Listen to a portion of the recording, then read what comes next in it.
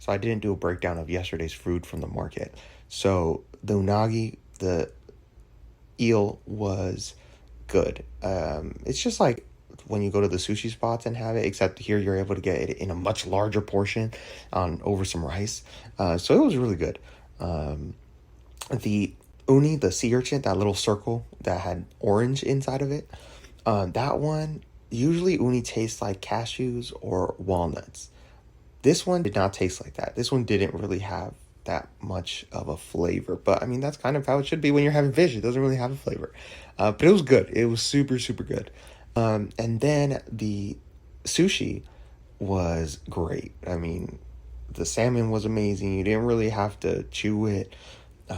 It just like melted in your mouth, and the flavor was great. Again, it doesn't have like a super strong flavor. It's subtle. It's like essence of salmon, essence of bluefin tuna, but it was really, really, really good. And what it was actually hiding the fact that there were really large pieces of fish. So when you saw it in the roll, it was kind of curled in, and then when I pulled it out, there was like it like came out, and it was a huge piece. It was great. It was really good. And then the crab stick was also really good. So it was the crab stick, and they put a little bit of Kewpie mayo over it, and that was really great. It was super soft and really flavorful. It was great. It was super good. All the food there from that market was really great. So Kyoto is a bit more of a historical spot. It was the capital of Japan during the Edo period, like when there's samurai and stuff. So it has a little bit of an older feel to it. And I'm staying in the east side, but we're gonna go to the northwest side to start off the day, and it's gonna take about an hour to get there, and it might be crowded because it's the weekend. And actually talking to the guys from Osaka and talking to the receptionist here, a lot of people live in Osaka and then will commute to Kyoto and work here in Kyoto since it's only about an hour away. Um, so it's probably gonna be busy, but let's get ready and go out there.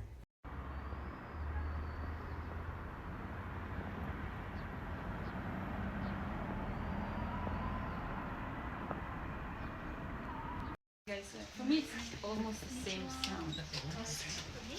Kyoto, I thought it's the same.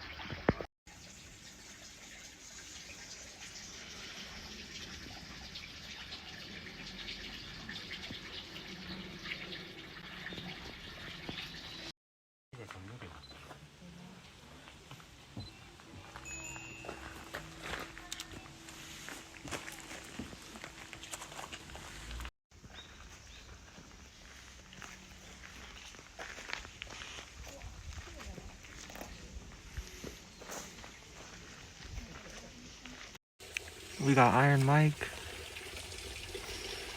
Which one are you? I was actually supposed to come here last time that I was in Kyoto with Random Thoughts, the V-Town Hottie. But the person ended up canceling. So I just asked him where we were going. This is one of the places.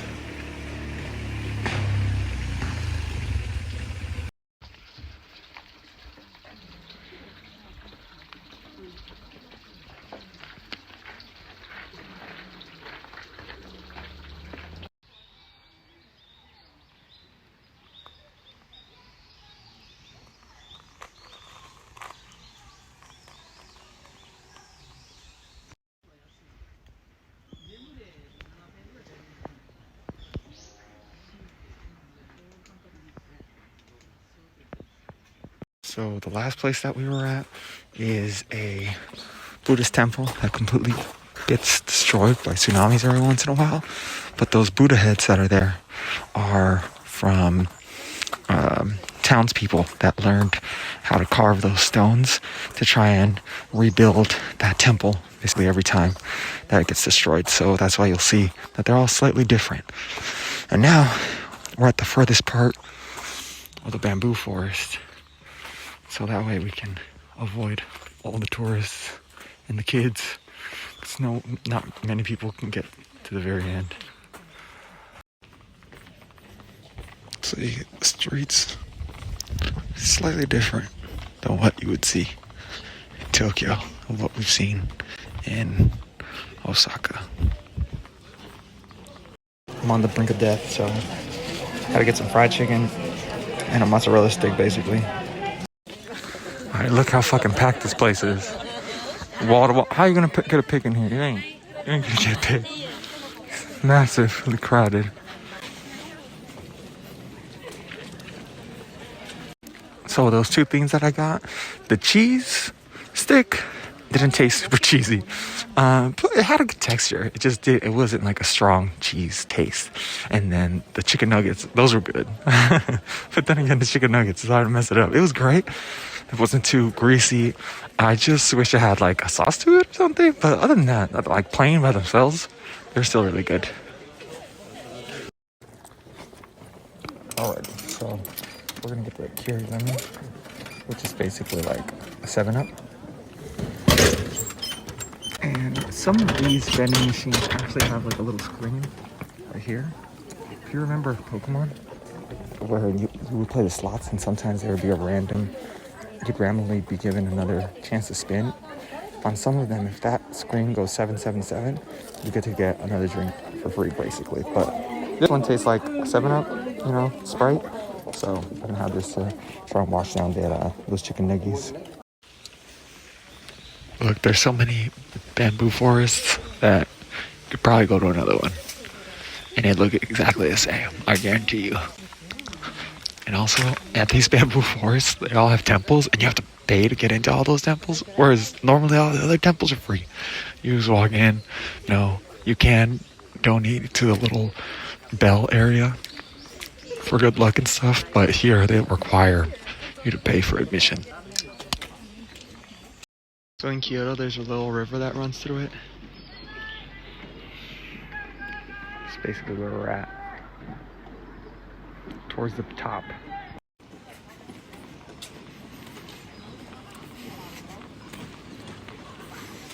So some of those boats, you can go and reserve and eat on them. Let's see if you can see that. You can eat on them. As some guy will go and push you around. Bro, I've watched Pokemon enough to know that that's the fucking river gym leader right there, bro. These are all the plebs that you have to fight through first. And the river goes straight through the center of Kyoto. I'll show you guys that later, maybe, if we have some time. So I went through the little rental shop, and it's 1,800 yen to rent the boat. So it's basically $1 in today's exchange. But look at these people out here having a good time. Comiendo pan enfrente de los pobres, you know what I mean? Damn. So, the snow monkeys in Nagano that are in the little hot springs are here as well in Kyoto. The only thing is they don't have hot water. But what you do is you come up here. It's like $3.50 to come up here. And then you go and the monkeys can roam free. And you have to pay to get a little bit of food, and then you go in a cage, and that's where you can feed the monkeys from. Other than that, they get to roam free while you're in the cage. So from the top of the mountain, you can also see the rest of Kyoto. So you can see the little river passes through, and then you can see that it kind of starts going through the center of the city.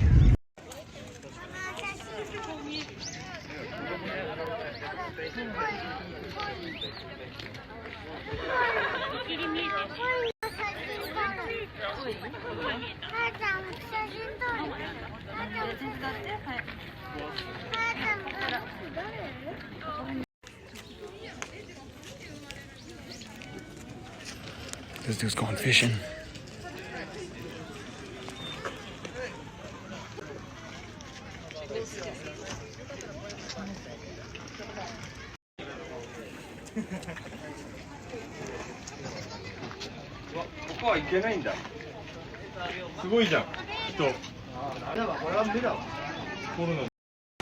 This is the view inside the cage. It closes at 4 o'clock and it's 3 o'clock, so it's gonna get pretty busy as we finish it up. But you're not supposed to hand it to them directly, you're supposed to put it in front. So let's get a shot of that.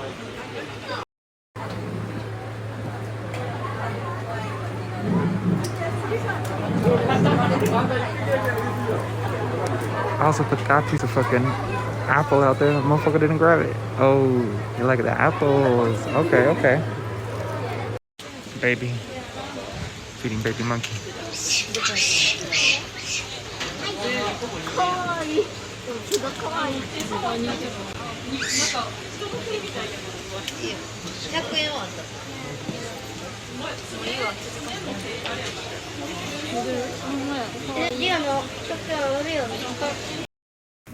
Getting a little beef tongue. It's just about as close as it's gonna get to tacos de lengua, you know? So I knew that beef tongue was gonna be tough because it was grilled. And it was still good. Like the flavor was still good. It was just a little bit on the tougher side. It's similar. Pikachu. Craving some ice cream. So I walked by a spot and they said it was like Togetsu parfait. So I'll try it out.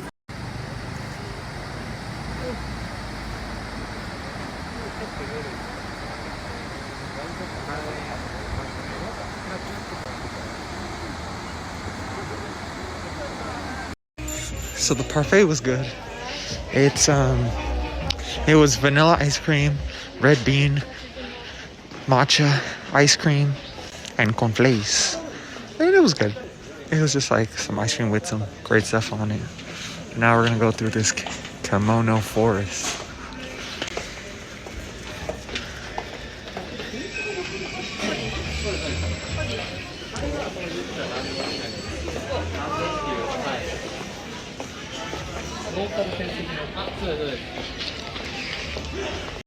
So since the homie gave us Osaka beef, I'm getting a Kyoto beef. That Kyoto beef patty was pretty good. It was like lightly breaded in the panko breadcrumbs.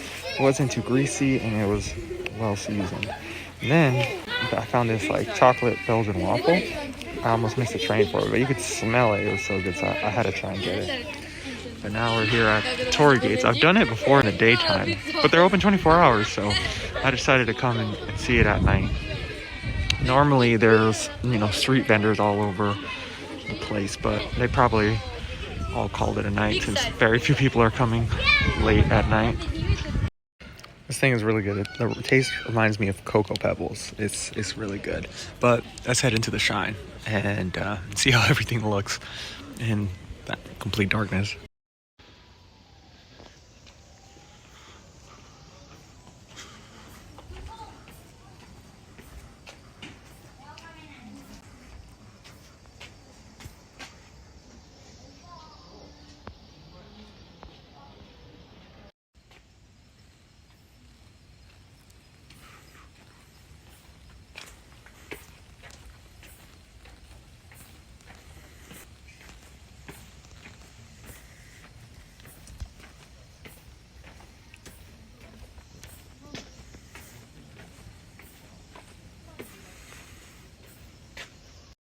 I think we got a chocolate milk and it's warm.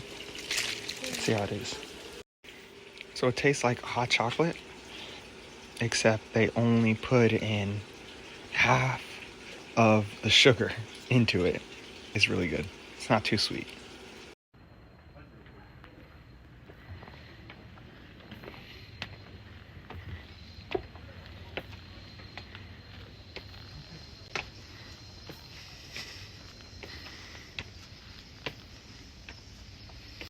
You might think Japan is great, But I'll tell you one thing they don't know how to do.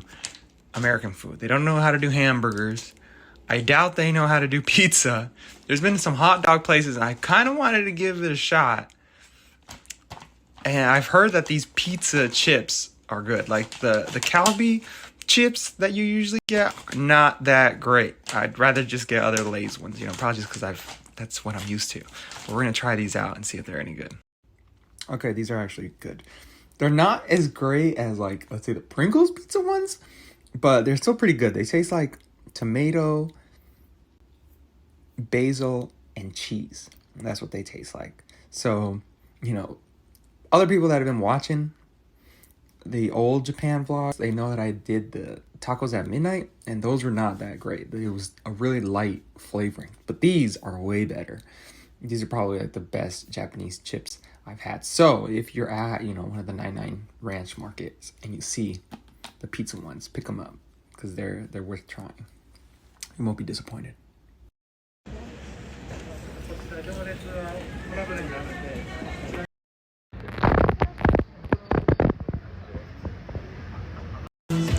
Man, this line is so long. It took an hour and a half to get in from the beginning. From where I started, the front door, it snakes all the way behind the back of the kitchen out into this corridor area. And then you finally get to sit down. I have a little drawer with some extra spices and seasonings that you can add to it. Unlimited water right there in that little tea pot, which is nice. This music cutting out is ruining the vibe, yo. God damn, that was some good shit right there, So that the soup, the stock, that thing was like had a depth of flavor. Oof. And then adding in those extra, so one was like a garam masala, so it gave it a bit of a curry flavor. A different one was like a Japanese seasoning.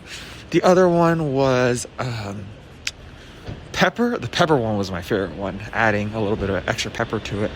And they had like chicken fat on there, as those were like the little pieces. Oh man, those things hit you with flavor, chicken flavor. I was like, oh man, that shit was so good. The egg, even though I didn't cut it for you guys, it's cooked to perfection. It had that custard in the center, it was perfect. The noodles, they were a little bit they were tougher, like as when you bit into them, they had some firmness to them. They didn't completely turn into mush. There were different textures within that bowl of ramen, because even the cabbage still had some bite to it. It wasn't completely wilted.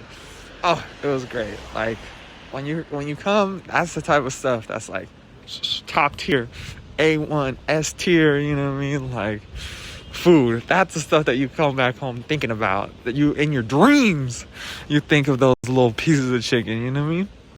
So I came to the homie Takeshi's shop. So it has Miyazaki beef, which is the beef jerky that he gave to me, and then it's udon noodles. This is very light in comparison to the ramen, right? So it's like the beef with the green onions and the hand-pulled udon noodles that Takeshi supposedly, allegedly pulls himself. You know what I mean? So we'll see if he shows up. We'll see if we see him.